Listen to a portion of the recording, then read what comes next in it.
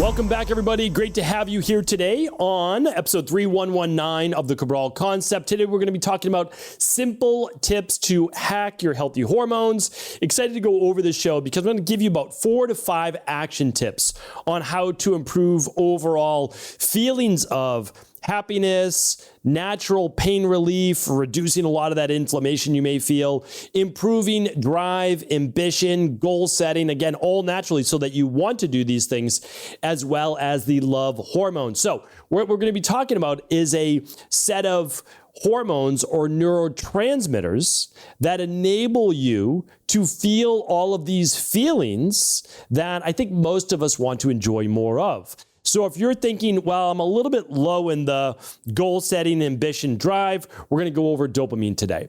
If you're feeling not so much the love in your life, the joy in your life, we'll go over oxytocin, how to produce that naturally. Then we're going to go over serotonin. Serotonin is the happy, the feel-good neurotransmitter, and that's an inhibitory neurotransmitter. Then we're going to go over an excitatory one called endorphins, which is going to give you that natural high, reducing pain, feeling great. So let's get started. Let's dive right into the show. And if you are someone who's, as I said before, looking to improve natural drive, natural ambition, the get up and go. If you feel that that's lacking, I'm going to share with you just a couple things right now, really simple tips from my practice that you can use in your life to naturally boost that. All right, so the very first one is actually setting simple tasks to start the day. You might say, well, I don't even have the energy. I don't have the drive to do those simple tasks. The actual completion of a task, completion of a goal sets in motion more of this dopamine that we want. So that's why there are all those simple tips like get up and make your bed. Like that's the first thing. Yes, I know it's only making your bed. I totally get it. But doing those little things get dopamine going. That's why my morning routine is like the same literally every single morning. I typically get up before my wife, so I'm not making my bed right away, right? But I'm getting up, I'm right away going through my morning routine that I have. It's just like a set of like 5 or 6 things that I do each and every morning that motivate me, that get me moving throughout the day. And I just wake up and get going. I don't kind of sit around and because I get sluggish as well. If let's just say it's a weekend day and I don't go through my morning routine, which is just basically waking up, I splash some water in my face, splash some water on my eyes. I'm someone, previously when I was a child, I had my adenoids taken out, believe it or not, twice. I had my tonsils taken out. I've had my nose cauterized. So I've got all the inflammation as I lie down at night. So I just do a nice little, almost like a natural gua sha on my face. And then after that, I brush my teeth, I shave, I shower, I get right into the day. And then I do my morning exercises, all of these things. And it's not a workout. I'm just doing, you can work out, and that's excellent as well. But all I do are my 5 morning exercises that I talk about, very simply to just start to get into the day. All right, so that's one. The second is this, eating food. Like actually enjoying a meal boosts dopamine. So if you're someone that is just, you're a little bit, I don't know, not in the best mood in the morning, you may not want to be an individual who skips breakfast. It just might not be right for you. It's not right for most people in the long term, to be honest with you. It can be a short term that you're using with a specific practitioner, but for the most part, skipping breakfast is not ideal. It doesn't mean you need to wake up at 6 a.m. and have breakfast right away, but a lot of people in our breakfast, they have a breakfast around 8 o'clock or 9 o'clock or so, lunch around 12 or 1 o'clock, and dinner around 5 or 6 o'clock. And so it just allows you then to get that dopamine, those hits every time you have food and you actually enjoy the food, gives you the dopamine. All right, the other one is actual self-care. I already talked a little bit about that, about my routine in the morning, but getting into a routine where you are caring for yourself. It could be a skincare routine. It could be a little quiet time reading. It could be a workout. It's all of those things where you're saying, okay, I am going to care for me. And if I care for me, I'll be better for others as well.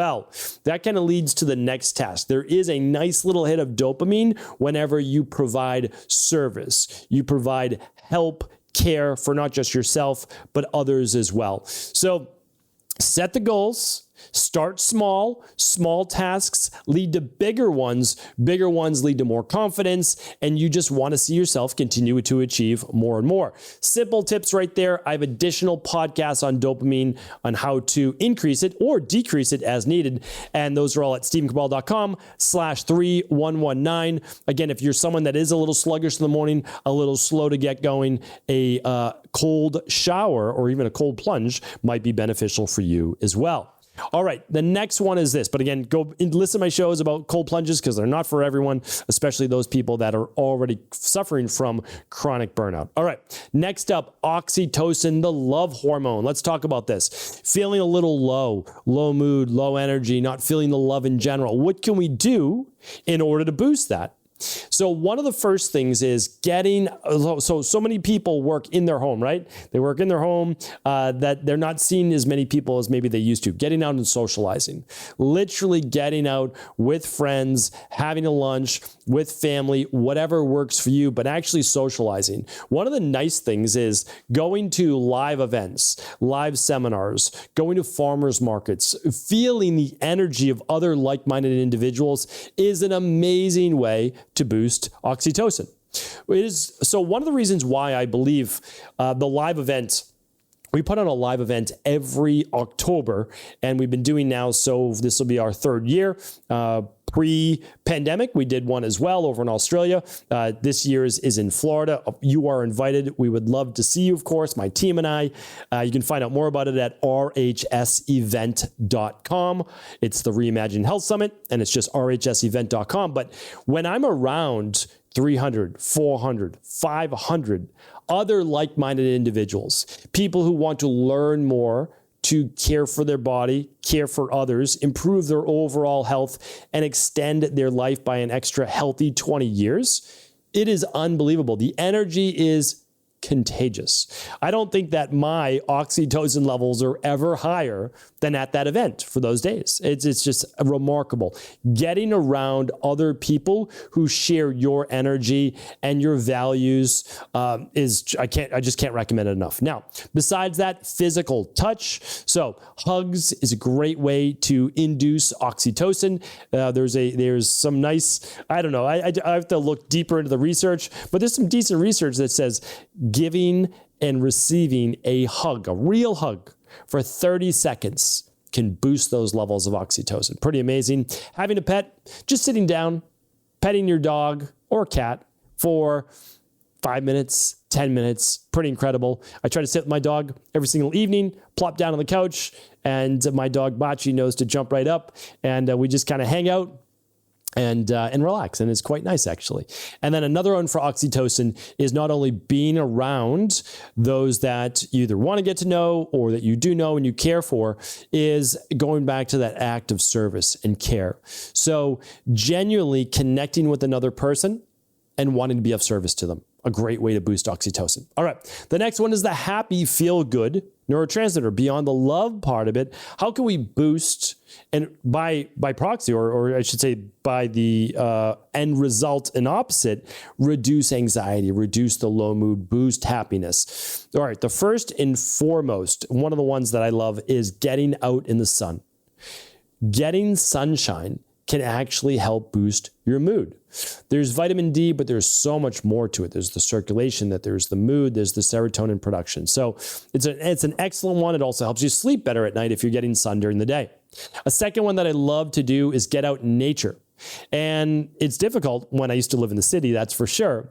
But oftentimes you can get into a park, you can get into a tree-lined street like Com Ave in Boston. Yeah, it's in downtown Boston essentially in the Back Bay, but it's about a half mile of just a tree-lined, they call it Commonwealth Ave Mall, and it's modeled after one of the streets in Paris. It's absolutely incredible. If you're ever in Boston, you can walk down it. You can see all the different statues and monuments. Along the Esplanade is another amazing place in Boston. These are all great places to run right around the Charles River. It's fantastic. So even in the cities, you can get out there in nature. Now, when I'm not there, when I'm in Maine, I love to be able to actually do trail runs. Now, you could just go for a hike. You could walk in the woods, but all these things can help boost serotonin. I know they do for me, and I'm sure they will for you as well.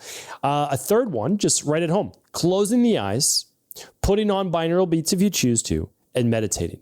A great way to calm the central nervous system and boost serotonin. The last one is overall mindfulness and gratitude. So sitting down and saying thank you to a meal, sitting down to your work for the day, even if it's not your favorite, and just say thank you for this opportunity and for this job. It's giving gratitude helps to boost serotonin. I love that. All right, the last one is the natural painkiller, AKA boosting endorphins. So you often hear it as the runner's high or the feeling you get after going to the gym and weightlifting. So that is absolutely the best way to do it, is exercise. There is no better way to boost, I think, all of these, really, in my opinion, than exercise. You don't necessarily need to exhaust yourself and do boot camps and brutal workouts. You don't need to. You really don't. You actually want to leave feeling good, not totally wiped out. And so my highest recommendation is that you just do what works for you with an exercise, especially starting out. And then in 12 weeks, well, you can advance it a little bit more. Another 12 weeks, advance a little bit more. I look at it like this. If you're in your, whatever age you are, you probably have another 20, 30, 50 more years of life. There's no need to rush any of these things in order to get to the pinnacle.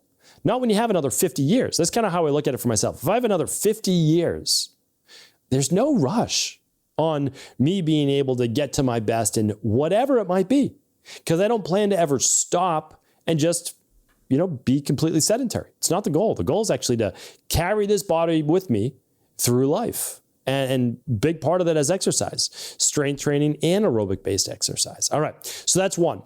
Listening to music. So putting on whatever you enjoy as some of your favorite music, as long as it conjures up positive thoughts, not the negative ones, the positive ones. That's what we want to do. Watching a movie. And the last one is, so watching a great movie that can, boost those natural endorphins. But a great one is this, and this goes for all people. So you can, I look at it this way. It's any form of comedy, whatever comedy you like.